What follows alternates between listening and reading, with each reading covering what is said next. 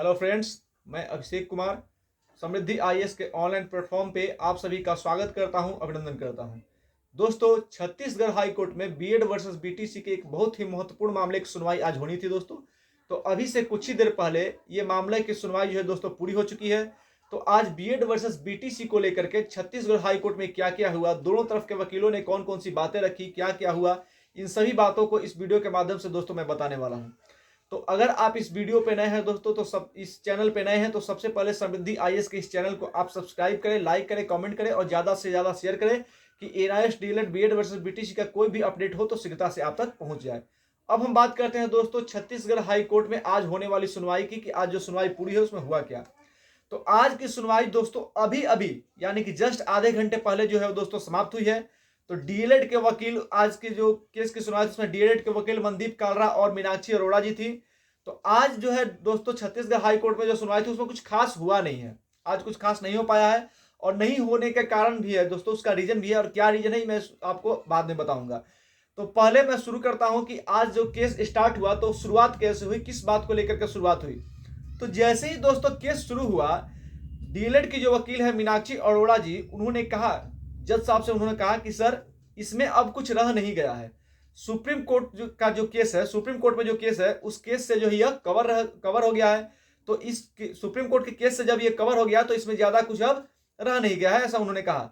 तो दोस्तों ये बात जो है डीएलएड के वकील मीनाक्षी अरोड़ा जी ने कहा और साथ ही कहा कि देवेश शर्मा मामले में जो है डिसीजन आ गया है, तो इसमें अब कुछ बचा नहीं है, तो डिसाइड कर दिया जाए दोस्त। इन्होंने कहा, मीनाक्षी अरोड़ा जी कहा, जब इसमें कुछ रह नहीं गया, देवेश शर्मा वाले मामले का जो है डिसीजन आ ही गया है और सुप्रीम कोर्ट के केस से जो है ये कवर है, तो इसमें कुछ रह नहीं गया है सर, इसको जो है जल्द से जल्द डिसाइड कर दिया जाए, उन्होंने कहा। तो मीनाक्षी जी ने अपना बात जो है वो रख दिया जज साहब के सामने। अब बारी थी बीएड के वकील की। तो बीएड के जो वकील थे उन्होंने भी अपनी बात जज साहब के सामने रखी और उन्होंने कहा कि उन्होंने कहा कि सर इसमें बहुत सारे स्टेटमेंट्स जो है वो रॉन्ग है। जो स्टेटमेंट डीएलएड के वकील की तरफ से दिया गया उसमें इन्होंने कहा, बीएड के वकील ने, कि इसमें बहुत सारे जो स्टेटमेंट है सर वो रॉन्ग है, इसको सर देखा जाए एक बार। तो अब दोनों तरफ के, जब ये बीएड का वकील के बोला उसके बाद डीएलएड के वकील बोले, तो इन दोनों वकीलों की बातों को लेकर के अब आर्गुमेंट स्टार्ट ही होने वाली थी दोस्तों। दोनों के बीच जो है वो बहस स्टार्ट ही होने वाली थी कि जज साहब ने बीच में हस्तक्षेप किया और जज साहब ने कहा कि इसको हम नेक्स्ट हियरिंग में सुनेंगे। दोस्तों यही बात है, दोनों तरफ के वकील जो है अब बहस करने ही वाले थे कि जज साहब ने इंटरफेयर किया और बोला कि इस केस को हम अब जो है वो नेक्स्ट हियरिंग में सुनेंगे, क्योंकि आज हमारे पास जो है लाइनअप में बहुत सारे केस हैं और ये केस जो है, इससे रिलेटेड केस जो है ऑलरेडी सुप्रीम कोर्ट में जो है वो चल रहा है। तो इस वजह से हाई कोर्ट का जो मामला चल रहा है वो सुप्रीम कोर्ट का जब तक फैसला नहीं आएगा हाई कोर्ट जो है वो फैसला दे नहीं सकता है। तो इसलिए अब चाहे देश में किसी भी हाई कोर्ट में इस मामले की सुनवाई अगर हो रही है तो जब तक सुप्रीम कोर्ट का डिसीजन नहीं आएगा, हर हाई कोर्ट जो है वो एक नया डेट देता जाएगा। तो दोस्तों इसकी उम्मीद कम ही है कि जब तक सुप्रीम कोर्ट का डिसीजन ना आए तब तक हाई कोर्ट को डिसीजन दे पाए। तो ऐसा ही जो है डेट, हियरिंग की डेट जो है वो मिलती जाएगी। तो वैसा ही आज भी हुआ। आप सभी को पता है कि सुप्रीम कोर्ट में एमपी गवर्नमेंट जो वो गई है, एमपी गवर्नमेंट का जो केस सुप्रीम कोर्ट में गया है वह क्लेरिफिकेशन को लिए है और एमपी गवर्नमेंट ये मांग कर रहा है कि हमको जल्द से जल्द क्लेरिफिकेशन दिया जाए कि अब ये कब से लागू हुआ। जो 8/11/2000 मतलब अगस्त वाला जो केस था वो कब से लागू होगा, 8/11/2023 वाला जो जजमेंट था वो कब से लागू होगा, वे इसको जो है एमपी गवर्नमेंट जानना चाहती है। तो क्लेरिफिकेशन के लेकर के वो केस था। साथ ही ये भी जानना चाहते हैं कि रिक्रूटमेंट प्रोसेस जो है वो कब से लागू होगा। ये इसको लेकर के एमपी गवर्नमेंट जो है वो सुप्रीम कोर्ट में गई हुई है। तो इसलिए दोस्तों कहीं से भी कोई फैसला नहीं आएगा, किसी हाई कोर्ट से कोई फैसला नहीं आएगा जब तक सुप्रीम कोर्ट जो है एमपी गवर्नमेंट वाले मामले में अपना फैसला ना सुना दे दोस्तों।